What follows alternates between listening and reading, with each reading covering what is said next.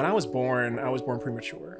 And my grandmother, she was a nurse. They find out, they come and tell the family, we don't know, his heart is not doing what it's supposed to do. And she says, not today.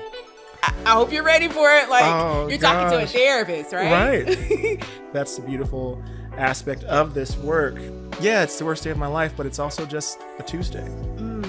Given an opportunity, are you going to bet on yourself? That's the nature of building a business. And that's going to change for us as we go through life. We are ourselves when we are safe. I mean, this is physics. Yes, resistance is there, but also learn to be kind with yourself.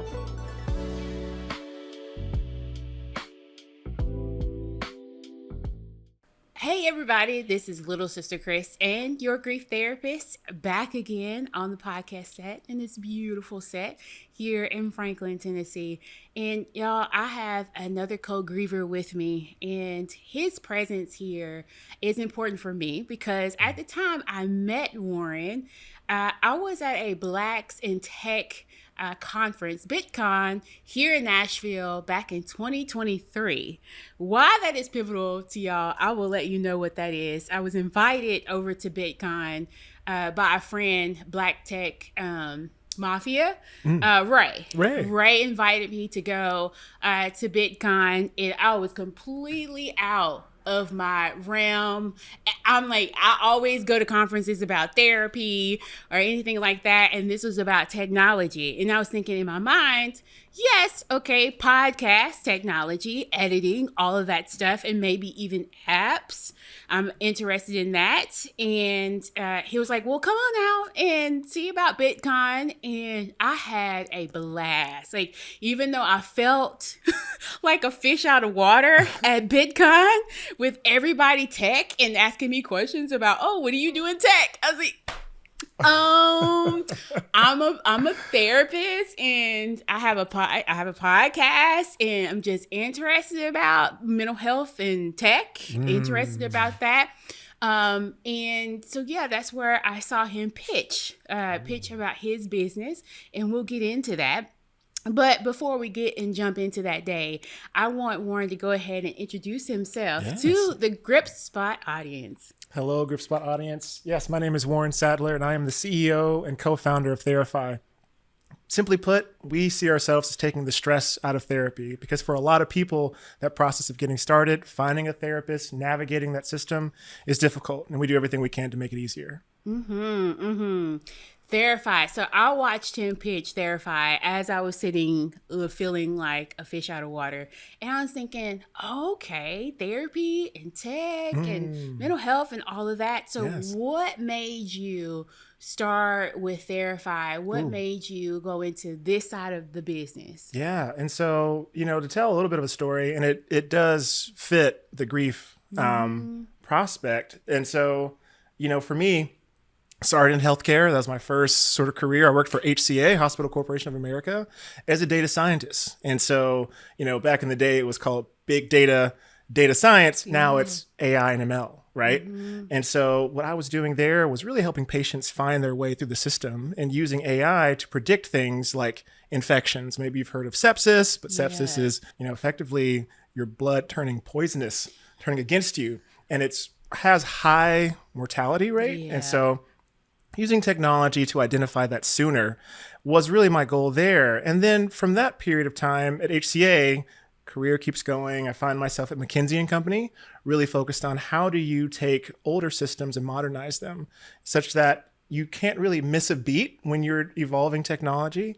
And so I say that to say, how do you apply technology to healthcare? How do you improve systems that people depend on? And interestingly enough, it was actually 2018, and I tell this story all the time, where I get a call from my mom, and I'm driving, so I don't answer. I'm like, okay, I'll call her in a second. And then I get a call from my sister, and they never call back to back. So I knew something was up. And so I answer the phone, and it's my sister saying, hey, we need you to come down here. We think Dad is passing. And for me, it felt like probably the worst day of my life. And I'm sure we'll get into it, but the second thought, which was interesting for me, just having done some of the work in therapy, I sat there and I said, well, yeah, it's the worst day of my life, but it's also just a Tuesday. And really making a decision in that moment to say, who do I want to be for my family in this moment? And that was a revelation that really started this process of self-discovery, really finding therapy as a tool to navigate life and its complexities. And that really turned into such a transformative experience that I couldn't imagine a world not doing that for other people. And so that's really the genesis of Therify. Gosh. Do you know how many people are operating in their space of occupation because of a moment that shifted them? Yes. Oh, it's so real. I think, work can be easily a thing we do to pay the bills. And I feel so blessed and so fortunate that the work that I do also fills my cup, makes me feel more fulfilled in life. And I don't take that for granted. Yeah. I really look at the work that we do, building this technology, building the provider network. We occupy or work in all 50 states, Canada and the Philippines, really try and increase access to healthcare, period. But mental health is just the core of what we do. Yeah. And Warren, to go to the story of Bitcoin, it was September 2023. That's right. And it was over the Labor Day holiday that this was in Nashville. It so happened to be in Nashville that I could just go to the JW Marriott and just enjoy and learn, because I love learning about new things. How we can translate things to mental health. Yes. I just love it and love to be in new spaces and all of that. So that actually was the week that I quit my job. Oh. And I didn't tell anybody. I didn't tell anybody but maybe two people. And then, of course, I told my job that I was leaving, and I gave them a 2-week notice. Oh, wow. But I was working a good government job. Like, okay. I was working for the state. Okay. And it was a pretty good job. But it ended up being some things that I was questioning ethically, because I'm a licensed therapist. And I am very much a grief-informed, trauma-informed therapist. Wow. And when I'm working for a big system that is not as trauma informed Right. or isn't grief informed, I'm battling every day. And I realized that system was way too big for me. Way too big for me to just sit there and battle and battle and battle. And I was like, I'm out. I'm not doing this. I'm not doing this. So that day that you were doing the pitch, earlier that day, I had gone, because my office was about maybe 70 miles away in a whole different county. And I had taken my equipment and slid it across their desk and you can have this job. I got somewhere to be. Oh, wow. Because I had to go that morning and then head back up to Nashville to go to the rest of Bitcoin. And so I just signed off on my stuff, and it was like, you can come back. And I was like, whatever, slide, get my stuff, let's go. And I came back up, and after that moment, and I was like, I just made the decision to go full-time private practice. Wow. Full-time entrepreneur that day. Like I was already saying, 2 weeks, that's what I'm doing. I'm not going to another job. I'm not doing it. I'm going full-time because I feel like I have the skill to be able to do so. Yes. Warren, I had one client. Don't do like me, folks. Do not do that. Do not do that, because I had no clue how much it was going to take after that. But I had one client, and you know how if you play spades, you got one book and 3 possibles. That's right. That's right. So I had one book and 3 gosh. possibles. But to where I am now with the grief center, and now I have employees. Wow. I'm adjusting to that, being an employer now. And my phone is ringing for clients. Like I have a lot of clients. So I went from one book and 3 possibles to an agency now. So the day that I saw you pitching, it gave me some hope. It gave me fuel to know that I was in the right place. Oh, I was gosh. in the right place. I know you don't know that. No, it's an amazing story, and it's given an opportunity, are you going to bet on yourself? Yeah. And I even think therapy is that, because I think we realize that life is complicated. We don't necessarily have a playbook for this, right? But choosing to listen to that voice inside, really cultivate that voice. You and I, as people in this space, that's what we're trying to do for the people that we serve, right? Help them find that voice. But, who would we be if we didn't follow our own? Yeah. And sometimes, yes, there are smart, calculated risks. And I'm sure, at waivers, we have days where it's some more calculated than not. But I think that's what we're trying to do, right? Is really find that alignment in self and purpose. Because I totally relate to this idea of work that doesn't serve you or doesn't, again, sort of really align with your values. Because I tried working in like technology, period, outside of healthcare, and it was hard, because I think I find myself, I'm that type of worker. I don't really count the clock in that way. If it's a 12-hour day, longer than that, I don't really care. But so long as it's meaningful. And when I find myself in that space and I don't have that connection to the outcome, I find myself saying like, why? And that's where I find myself really feeling stretched out and working thin. And so I just applaud you for recognizing these systems that they could be doing good work, but it isn't necessarily aligned for you. And there's complexity and nuance in that. Yeah. But I really appreciate that. Yeah. Thank you. You didn't know at the time what you were doing. You were just pitching for Bitcoin. But I was sitting there thinking, man, this is pretty big for where I'm sitting. I know at the time it wasn't as new, but it was still very new. Yeah. But to see your courage, to see you do what you were doing and the passion behind it, I started thinking, okay, I'm this is scary. This is scary, but I think I'm gonna be okay. Yes. I know I'm gonna be okay. Yeah. That's so real. No, it's I talk about it sometimes. We do also inside of we work with employers. The main focus is that most companies offer some type of well-being, something for wellness, but more often than not, it goes underused, right?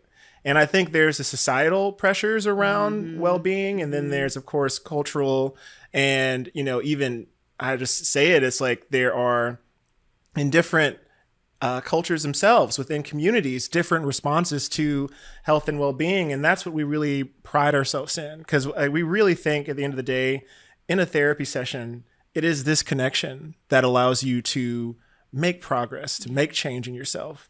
And so a big focus we have is how do you embrace, it's a complicated word, but it's just intersectionality. And by that, I mean, it's like all those things that make you uniquely you. How do you bring that to the therapy session and really use that as the basis for change? And so that's the work that we do inside of employers, of just saying you have to meet people where they are. For some folks, as much as virtual therapy is nice, if I'm living in a multi-generational household, sharing a room with my kids, sometimes virtual therapy isn't it. I might need to go sit with somebody. I might be in a spot like this to have a conversation. And I think we have to reach care in that way through different modalities and different approaches. So as a business owner to the business owner, I want to know from idea to product being in 50 states and then outside the country, what was that process like? Ooh. And then having the you have a passion, right? But then not everybody understands your passion, and it might fall on deaf ears. So from thought to where you are now, what was that process like? Oh gosh, it is in one part conversations like this. It's like, how do you really do the work of sitting down with people and having that person to person conversation? As a business owner, it too, when you're talking to someone about therapy, there is still that selling process, right? But I think for the longest time, I thought selling was, and I have my own relationship to it in my own life, where I thought selling was, you think about the used car salesman, the person pushing something on you. But sales is more about finding the people who resonate with you who understand your perspective, who see the world in a similar sense. And that's really what you're looking for. And so that's true across all aspects of the business. That is your customer. That's the providers that we work with. Those are those executives who say, yeah, I notice that attrition. And so we're seeing people leave the company, or we see people burn out, or we hear these employee surveys of people not quite connecting. Oh, that's a problem we can solve for. Oh, really? How do you do that? Well, let me ask a few questions. And then we're getting into the sales process, really trying to understand. But it's not any different, I've found, from really good motivational interviewing. And so now we're touching on some therapy stuff, but you're digging into, why is the person here? What is the circumstance that brought them to this place? And I say that it's kind of abstract, but I mean it in like very concrete terms. That's the nature of building a business, being really clear on who you serve and doing that work continuously in those different avenues. Goodness. And for you, in the loss of your dad, and I know you have a co-founder, right? That's correct. And from what I'm understanding, he also has a loss of dad too. So you guys took this together. You took it on together. What is it like to have a partner that also shares in that loss? Oh gosh, it was, when my father passed, there was probably, just to maybe give my grief story, maybe about 3 to 6 months that were probably the hardest. Yeah. Right. And in those moments, really turning to people in my network. I was fortunate that I had friends who'd been through this. My co-founder, James, being one of them. He lost his father at a much younger age and really had turned to therapy as a place to process this. Because I think oftentimes, particularly as like Black men, period, there's this idea that you have to hold on to that and not give that to someone. And it felt right in that moment to give my grief, share that feeling, the person who my father was, with my friend. Yeah. And that was a very organic way for me to say, oh, wow, is this what therapy's like? Is this really the process? It is this unburdening of self. And having a person who's been there, who's done that, it's unbelievable. Because, I try to think of, I make the analogy of like fitness, and I think about it in a lot of ways, but there's you making your fitness plan, you showing up to the gym, you doing the workout, you doing your diet. That can work. Yeah. But when you think about yourself in those moments where our window of tolerance or just our ability to process is thin, there's something really powerful about someone saying, Warren, I know you're going through this right now. Here's ABC. That's all I want you to focus on is ABC. And learning to quiet some of that internal dialogue and listen to it in the same time and say, what does Warren really need right now? You know what? I'm going to trust this person. I'm going to do A, B, and C. And then you find yourself on the other end. And that's really become the transformation that I found in having a co-founder, a business partner who's been through it personally and then also has built companies before. And so it's helpful in that way. Oh, man. So therapy really helped you. Oh, 1,000%. And dad died in 2018. 2018. And then when did you decide to go into therapy? Wow. And so that process was 2018. He passed. Actually, December of that year, my grandmother passed. And it was around January or February. I think my mom, honestly, she also went through a period of depression herself. And so losing her husband, losing her mother. And so now okay, I'm also a caregiver for my mom. And at a certain point, I just found myself, I think in a dark place and just saying, oh, I need help right now. Yeah. And so it wasn't immediate. I think the story now and in retrospect, it's like, oh yeah, I was quickly thereafter in therapy and working on things. But no, it was really more of a process of I had to find a mode to get through that period of time. And when things settled, really pursue therapy. Yeah. When things settled. That's right. When you knew that mom was maybe in a better headspace. Yeah. And so getting into some of those details, she had what's called takotsubo. It's a form of heart condition. The other name for it is the broken heart syndrome. Wow. And so it's a stress-related like cardiomyopathy. It's just a form of just, the heart's just working too hard due to stress. And we got her seen, got her taken care of. And, really from that point on, I was like, okay, I need to, one, take care of self, because I can't take care of someone else if I'm not in a place to do so. Yeah. And that turned into the work of, it would be good to have someone who understood those dynamics. And so finding that person is incredibly daunting in and of itself. I think deciding you want support and then actually finding that person, that's almost like two bodies of work, It is. It definitely is. I mean, recently, and even for myself, I went through therapy, and see, you found a therapist within, I would say, 5 years of you found a therapist. I was 14 when my brother died, and I did not go to therapy until I was 38 for the first time. 38 years old, and I'm in the field. I'm in this field, and I kind of relied on, in grad school, kind of relied on like my supervisors and advisors, and my peers kind of relied on that. But around COVID era was when I was like, wait a minute, we're in the house, so we're stuck in the house, and I need to process some things while I'm sitting here. And end up getting my therapist, and she graduated me somewhere in 2022. I was able to process with her grief and all of that, and I was fine with her graduating me. I am now back, not with her, but I am going into another therapy session to get something called brain spotting. Yeah. And I'm a brain spotting therapist, so I work with people a lot with brain spotting, which is a trauma intervention for people.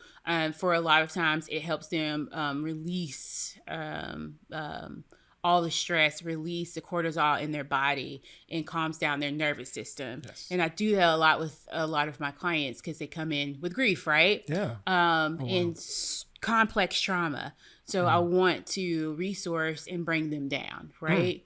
So being a business owner, as well as continuing a different level of grief at this point, I decided I need to go back into therapy, and I need to get the relief that my clients are getting with brain spotting. I need to get the same thing. So I have an intake tomorrow. I have an intake appointment tomorrow with a new therapist. And so when you're saying the daunting task of asking for help, and who is going to provide and be a good therapist, because not every therapist is equipped to handle grief. Like, they're not equipped. Facts. No, I mean, you have to appreciate, or I've come to appreciate that, one, this field is so complex and there's so many approaches, and now you're also layering in the interpersonal. Do I even vibe with this person? Do I, when they speak, do I understand what they're saying? Are they intentional about making sure I do understand what they're saying? Yeah. And there's, of course, this process where you're contributing to the therapy session for sure, but it's a give and take. Yeah. And finding that and knowing that, what I've found to be so helpful too is just realizing that, and I appreciate you sharing the story, that therapy happens kind of, in my thought, in episodes, and we do graduate from therapy. There are moments where I've really put in some work on this body of whether it be grief or my own anxiety, interpersonal, like relationships. And now it's like, okay, let me actually try to apply this to my life for a period of time. And to your point, sometimes new things come up. That's the thing, that life is forever evolving. Our health and our mind is forever evolving, and learning to accept that as much as we want the world to be linear, a straight line, it's just not, right? And there's a lot of, like, of all people, a lot of psychology around this need we have for not simplicity, but clarity and discernment in life. And that is elusive. And learning to live in that ambiguity and have a person like a therapist who has that vocabulary, emotional vocabulary. In other words, they have the words to help you explore those spaces that don't feel certain and secure. That is incredibly powerful. And that's going to change for us as we go through life. And so for you processing your brother, and then now processing being a leader, a provider for other people's well-being, and like, oh, okay, there's a whole new set of pressures and demands on me. It's probably time to re-up Yes, it's on some skills. time. Yeah. And what you said about safety and security, because what I told in the consultation with my new therapist coming up is I really need a safe place to land. I am everybody else's safe place. Everybody else's. And there's a lot of pushing, a lot of pulling on me. And then I had to say, wait a minute now, hold on. I'm only one person. Right. And there's only so much of me that can spread around. It's only so much. And I decided, I was telling the therapist, I feel like we're talking, we're having conversation, and I appreciate her for the conversation. And I just really need to be able to land with you. That has to be in person. Like I cannot do the telehealth. Although it's very convenient. I can go into work, like I'm always at work. I can go into work and do it. But I don't want to be there. I want to force myself to be outside of my job and have a dedicated space, just like the gym, have a dedicated space where I am focusing on my mental health. Oh, I think that's the pitch. I don't know if people, I still try to nail it for folks, but just imagine 45 minutes, an hour, maybe an hour and a half of your week or your month that the emphasis is not on the outside world. It's on that inner space inside of you. And there's another person there with you to help you explore that, navigate that. Yeah. And it's so true. I think we've become captive to our jobs. I think the pandemic introduced this whole new world where even our home is a place of work, and how often it feels like there is no retreat. There is no safe space. And I'm going to quote a friend. Her name is Amparo Vasquez. And she says, we are ourselves when we are safe. And I think there's so much like wisdom in that, where very rarely do we feel safe. And in some ways, confidence is that progress towards feeling more secure and safety in self. And that's what we're trying to achieve more often than not. And we really should be investing in that world at home, at work, amongst each other. How do we allow each other to be goofy or sad or all of those things that are within the realm of human expression? We have to leave room for that. And honestly, what that word is, to quote Amparo, that's safety. Yeah. So for me, it's safety. For Warren, it's safety. For a lot of you all, I mean, using words like restorative, because I use that in brain spotting, because safety sometimes doesn't feel the same for other people as it does. That's right. But restorative, guided, helpful, those are some things that, as soon as you hear it and someone provides that for you, you can feel like your brain just starting to relax and all of your muscles to relax when it's a restorative space, and you just know and feel that energy. Oh gosh, it's so true. And it's, I don't know if I mentioned, but, my parents were separated. In fact, like one of my earliest memories was in church, and I'm sitting next to my grandmother, and she points up to the choir, and she says, "Hey, that's your dad." And I'm like, "Dad?" Like, I knew I was old enough to know what that word meant, but also old enough to know that there's something strange about it for me, where, well, why doesn't Dad come home with us? And I felt weird asking that. And over time, because maybe, and you know it better than I do, but there are so many aspects of society that tell us what these words mean, to your point around safety and restorative or helpful.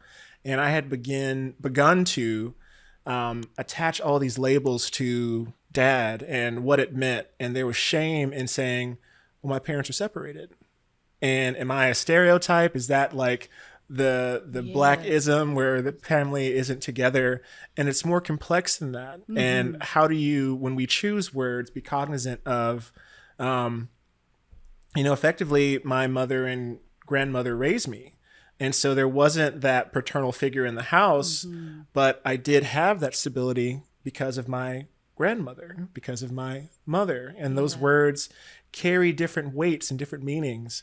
And I think to that same token of, we all have this rich tapestry of experience inside of us.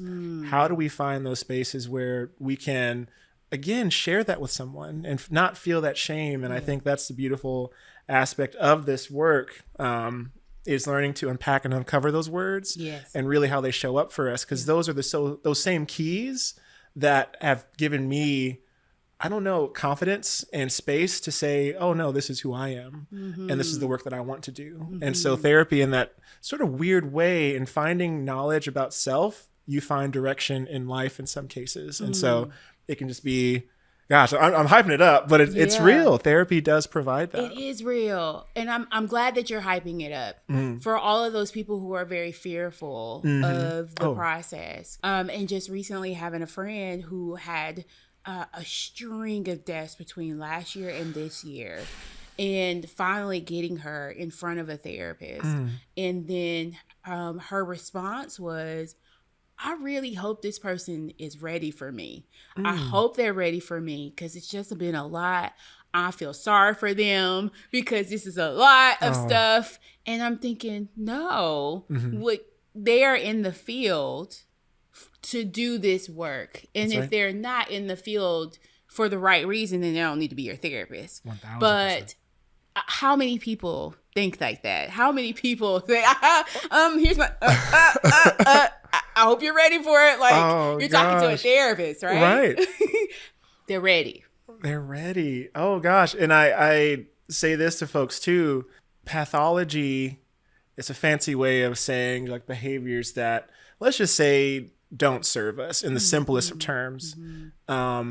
It's pathological because it's so well known. It's been observed. Now, the realities are anxiety, stress, grief, all these things are unique to you because your circumstances are unique. But, and we'll say, and the pathology or the thing you're working on in therapy is known in some ways. And that's really the negotiation of the therapy process. A really good therapist can say, okay, and let's use an analogy of like a car. Oh, your front tire, it looks like air, it looks like it's flat.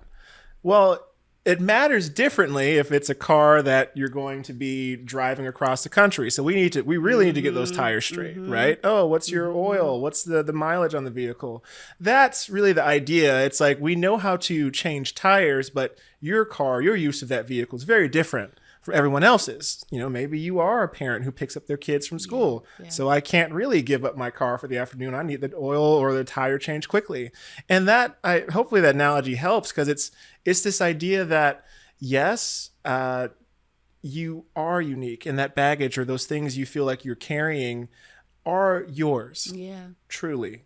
But the people you're working with, they make it their life's work to understand those things, right? And to really help you understand how it fits in your life and how you can be really, and this is getting into the therapy stuff, it's not necessarily good or bad.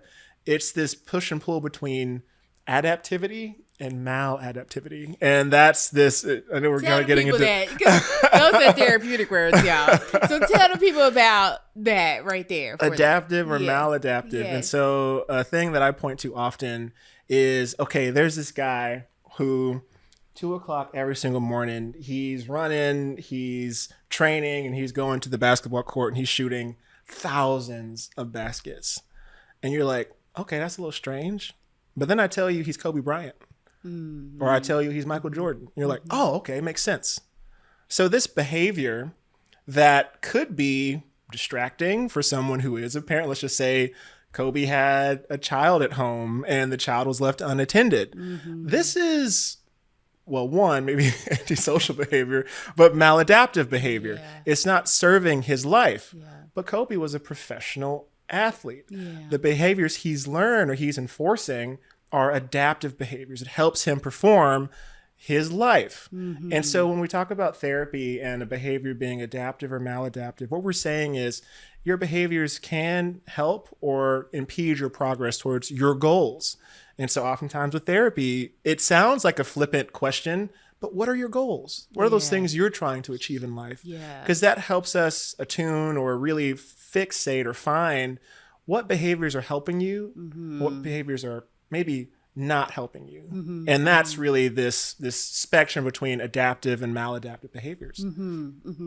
What did your therapist have to have for you to feel restored or safe? Man, so maybe y'all picking up on it, but my big thing was I have a tendency to disassociate.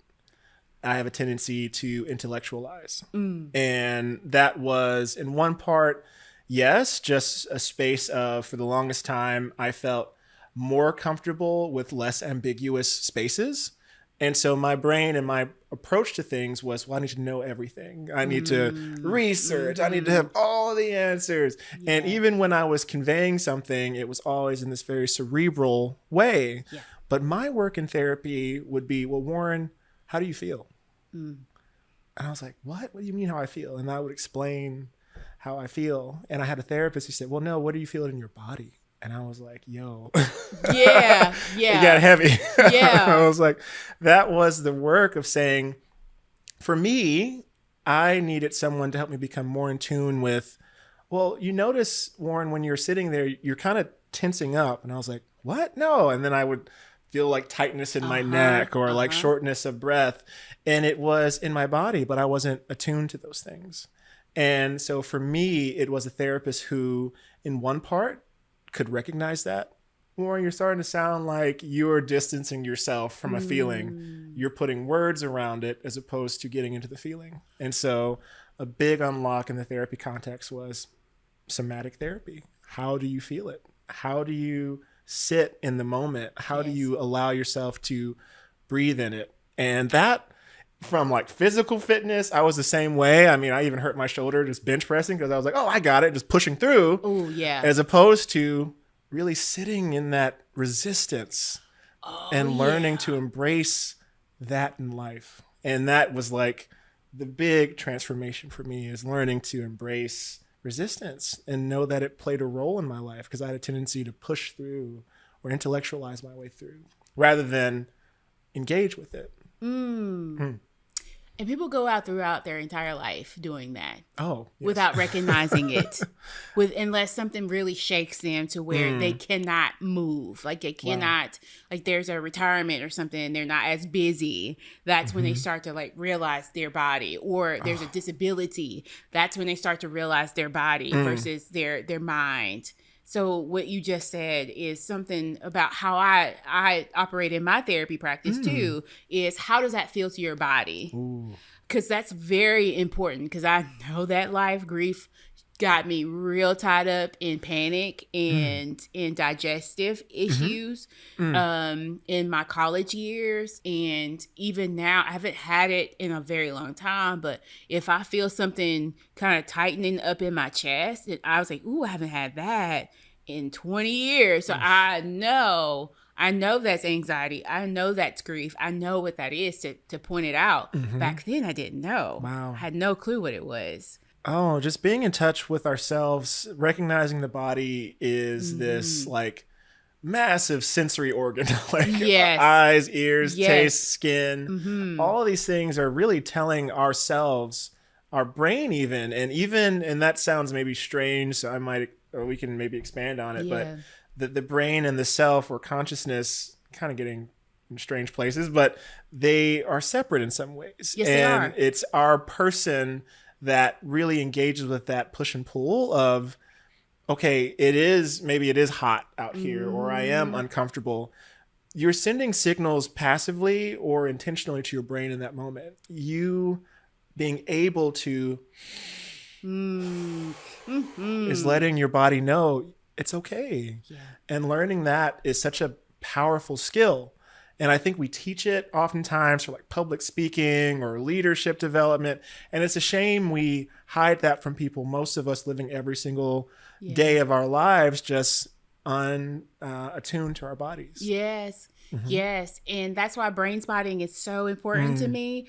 And when someone told me I was looking for EMDR, which is another intervention, looking for that or brain spotting, and a good friend of mine was like, hey, can you just explore brain spotting right now?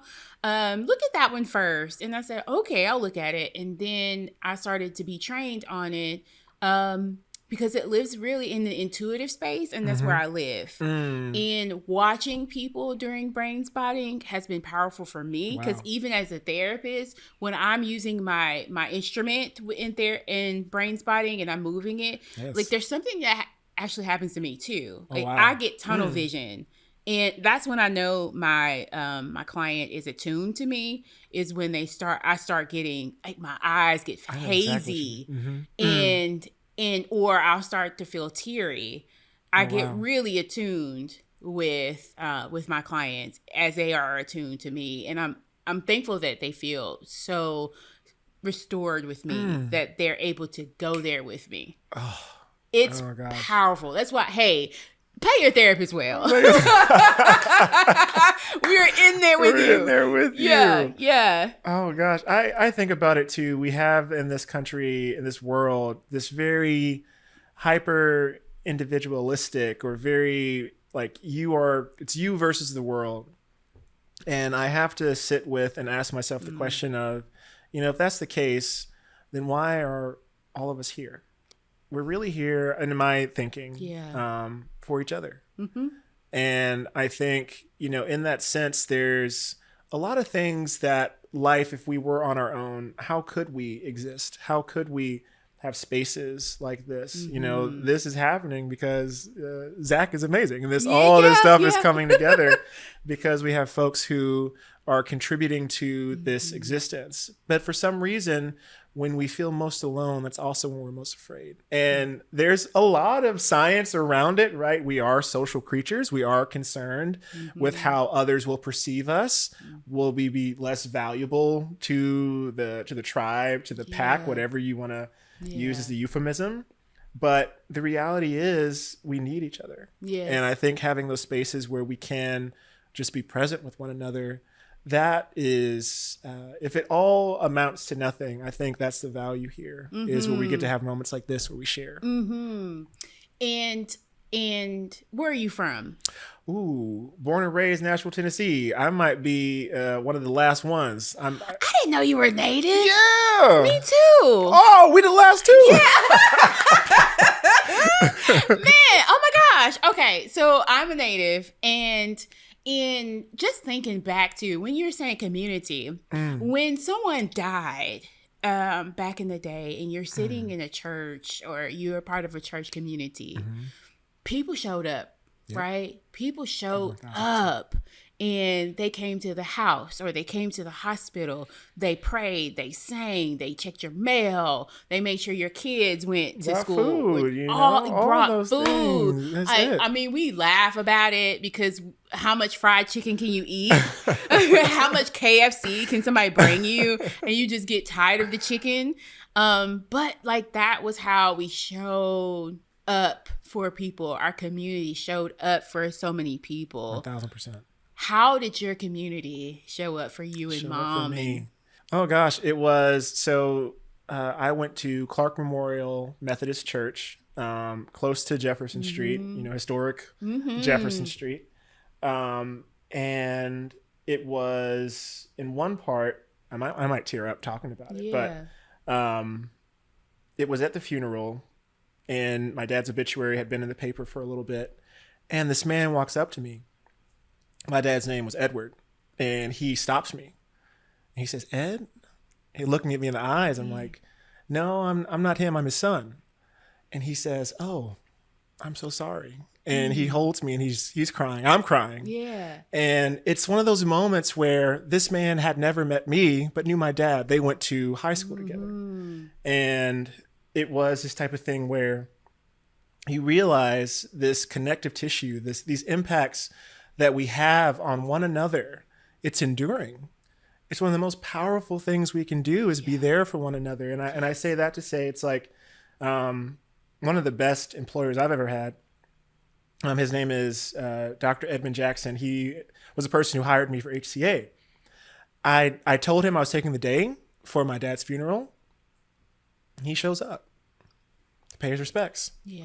And I was like, man, like, that's who I want to be. This type of strength that I want. And you recognize that it wasn't, it's strength, yes, but it's being present for people and being willing to sit in that space and hold that space with them. Yeah. As much as we think of that, and maybe in my own thinking or connotation, it's strength.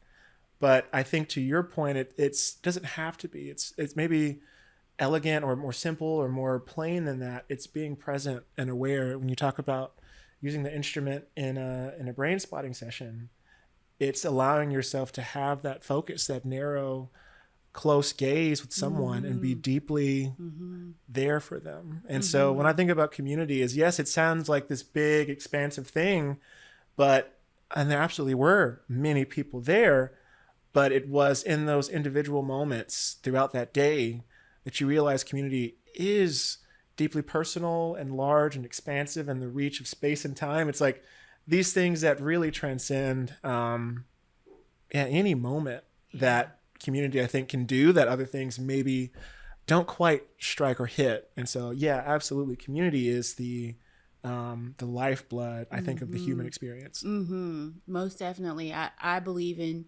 community. I would not be sitting here if it wasn't for community. I know you mentioned Zach. Zach is over there. He's part of the podcast house here in Franklin. Being able to have this here. But I truly and honestly, in my other episodes, I had co-griever for my church that I grew up with. And if it wasn't for that church community, my neighbors that are still my dad's neighbors coming in, we just opened our house to them. Yes. And didn't have to worry about anything with them. I've talked about this in my past podcast, in my audio, was my neighbor who was like a grandmother to us.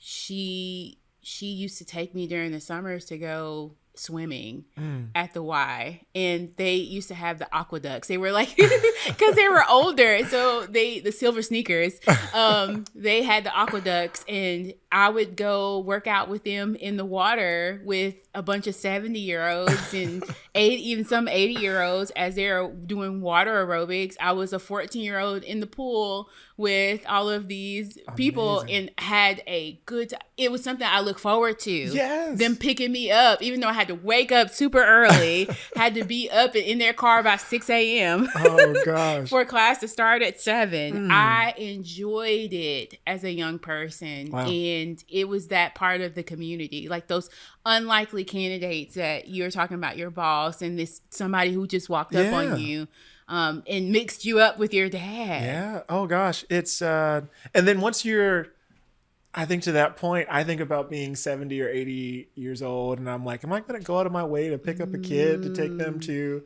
Yeah. But it's like, yes, that's that's inspiring. I'll tell a story about my grandma. She was 98 when she passed, so lived a long life.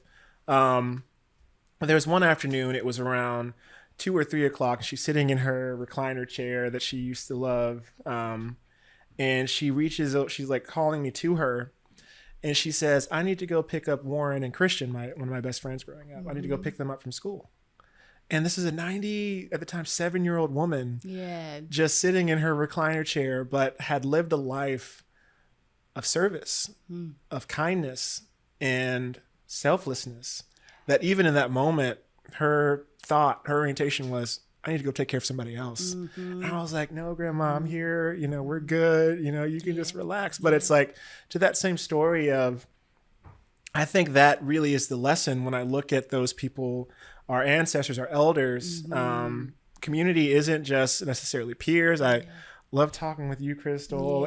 But it's again, when I say it transcends that, that's the power that we have when we take those moments to, again, pour into somebody else. Yes. And give to someone else. That can be really powerful. And I think about those things in this story of grief, aspect of reclaiming story and really empowering yourself through story. What are those positive memories, those things you can turn to? And maybe it's more elusive because there can be difficult moments. But I had to wrestle with, even with my dad, and I'll share this quick example. there's this program, and maybe you've seen the study, but it was about how grief for children, particularly with their lack of language, is very unique. Yes. And it may be categorically thought of as complex grief. Yep. And when we talk about complex grief, yes, there is a trauma of you getting into a car accident, for sure, right? But then now imagine that car accident also took the life of somebody. Yes. Now imagine you were under the influence of a substance. Now imagine the person who was in that car accident was actually a person you just had a fight with. And before you had a chance to even, reset, recalibrate, it's over and it's gone. What we're actually doing there is layering in really complexity, nuance to grief, loss and trauma, or anything that would be dysregulating to us. But now when we have these long-lived exposures to it, we don't necessarily have the language or vocabulary, even the experience to say, I've never really made peace with anyone in my life. Yes. And now we have to process the loss and the opportunity to do that. That is immensely difficult. But why we do, and sometimes grief, it is narrative therapy as well. We do works around how do we work a story that feels honest to us, but allows us to really reclaim, again, our power in those experiences. The exercise they do with children is actually pretty, I think, amazing. They'll take a vessel of some kind and they'll give them rocks and popsicle sticks. And they'll have the kids fill up the vessel with the rocks. And we say, these rocks are the tough memories. I had an argument with my partner before the car hit us. I was drinking. And then we'll say, well, what about positive memories? Are there any? Well, yeah, we would love to go for walks, and those are some of the happiest moments for me. Okay, put a popsicle stick in there, and then we'll continue this exercise. And then we say the last part, the illustration for children, because children are very tactile. This is why play and art therapy are so powerful for them, because, again, a big part of our reasoning about the world is this neuromusculature connectivity. But then we say time is this incredibly powerful thing that can heal, and we pour time into the vessel. We pour water into it, and we'll notice something. The rocks, they may raise for a second, but then they fall back down.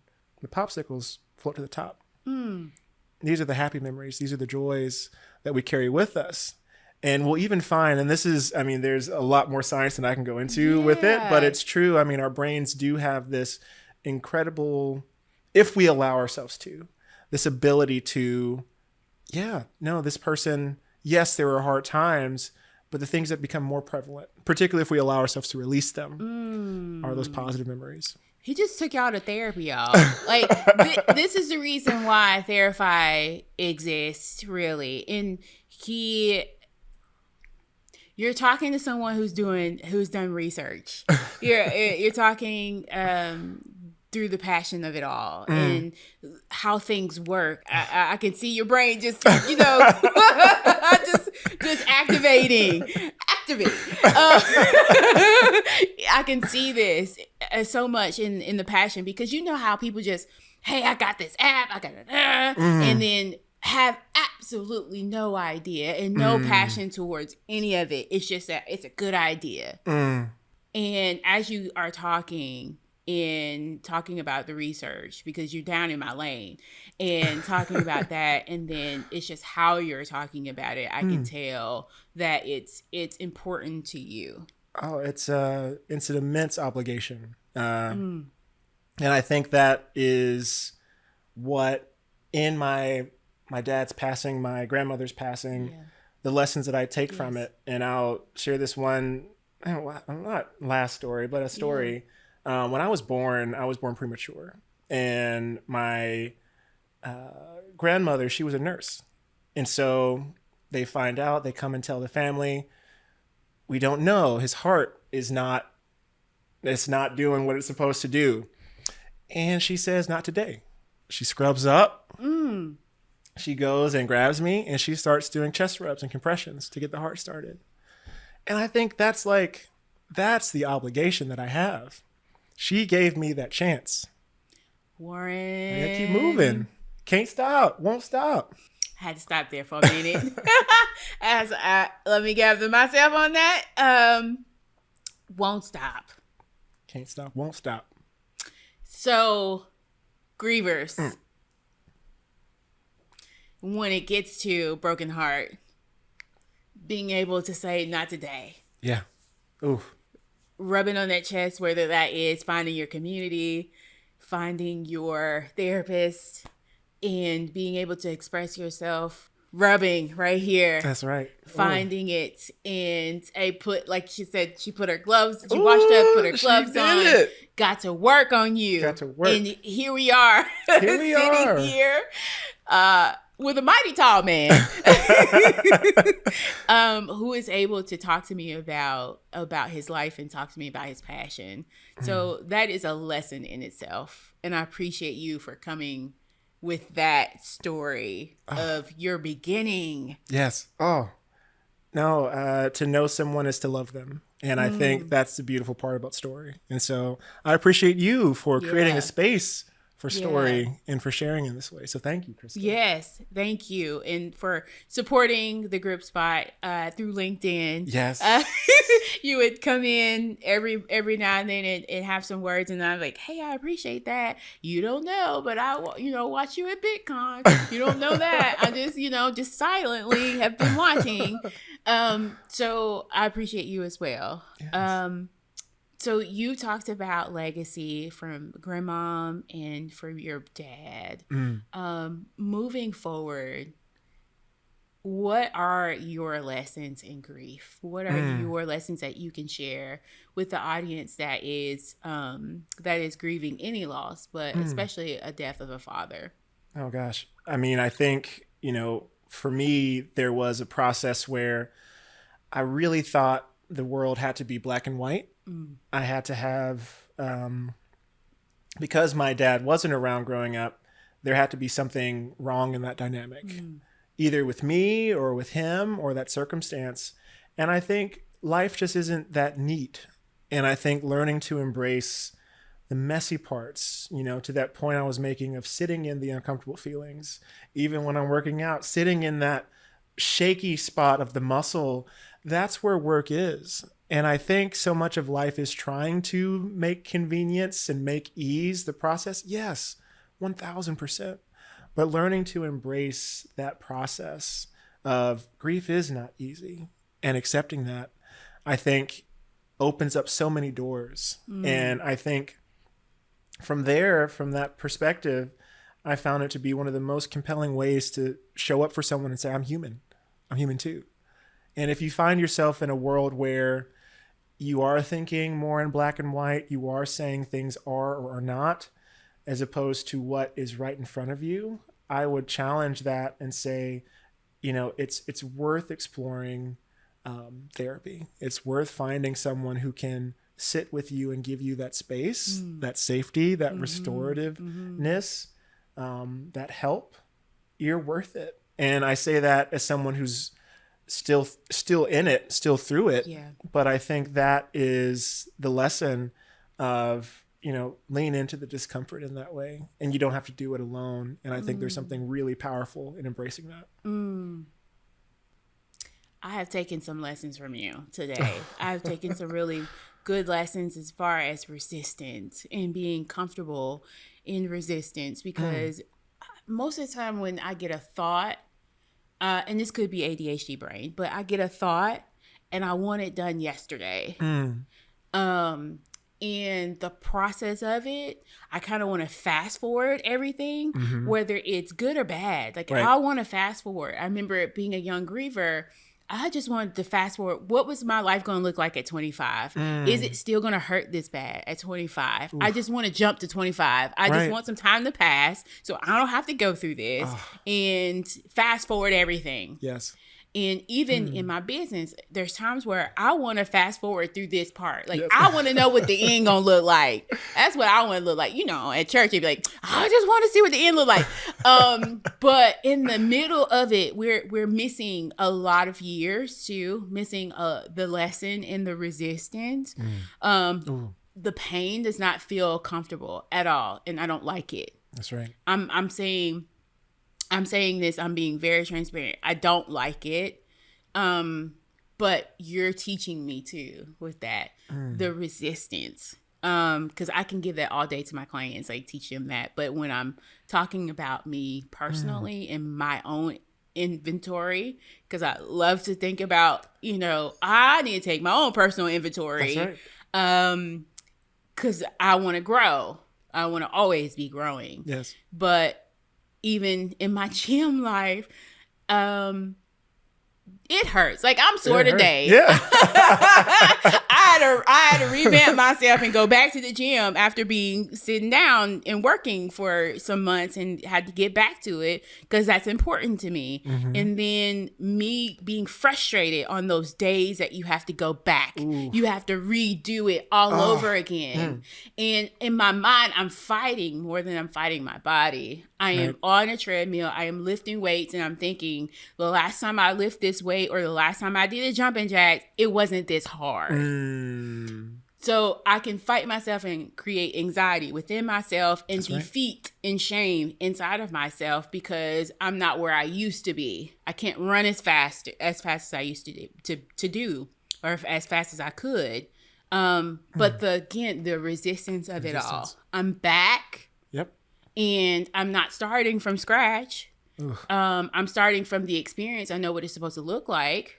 And from this experience, I don't have to have the shame. So I have to continue to tell myself the guilt and the shame, and even in grief, the guilt and the shame don't serve me well. That's right. It actually will sit me down. Oof. Oh, gosh. I mean, you're spitting facts. I mean, it's true that the nature of things are to be in place, to be stagnant. This is physics, right? Yeah. An object at rest will stay at rest. It is resistance, it's friction, it's inertia that we're trying to build. We're trying to create momentum, but gravity, the universe, it's all kind of coming in on you, working against you. Yeah. And so notice that any change, any movement is with resistance. And that is a fundamental law of the universe. And so once we accept that change is resistance, and then we learn to embrace it. Poetry snaps. Poetry snaps and all the things. Thank you so much for that. I will leave here a better therapist, a better personal, a better woman, and just interpersonally. And, just how I talk to myself when I'm hit with, this is a challenge. Not to just try to fast forward myself, but to sit in that. And it's okay. It's okay. Thank you so much, Crystal. Yes. Thank you. Thank you. Thank you. It was so good to have you right here on this podcast. I was not aware, because, I told you I come straight from off the top of my dome. Yeah. I don't have anything scripted. It comes from energy. It comes from all the things that we can feel in this space to allow it to flow. So I had no clue. I was going to be sitting over here learning in the school of life. In grief. I had no clue. So I appreciate you. Tell the people where they can find you. Yes. You can find me, Warren Sadler, on LinkedIn, but then also Therify.co. Not .com. We'll get the .com one day, but Therify.co. And so would love to see you. Yeah. Again, thank you so much. Any last words that you would like to tell the audience? I think more than anything, like you're saying, it is, yes, resistance is there, but also learn to be kind with yourself. And I think that is so hard. And so that's what I hope you take away from this. Yeah, be kind over here with yourself. If you have not learned anything in this whole entire grief education awareness, therapy awareness episode with my good co-griever, Warren, is to be kind. So I love you guys so much. Be kind to each other. Be kind to yourself. Find your therapist. Find your community. Express your needs. Express yourself. Be okay with the resistance. The resistance is there for a reason, and we will be okay. We're washing up, putting on our gloves, and massaging the heart here. That's it. So thanks so much for being here, and I'll talk to you soon. Bye.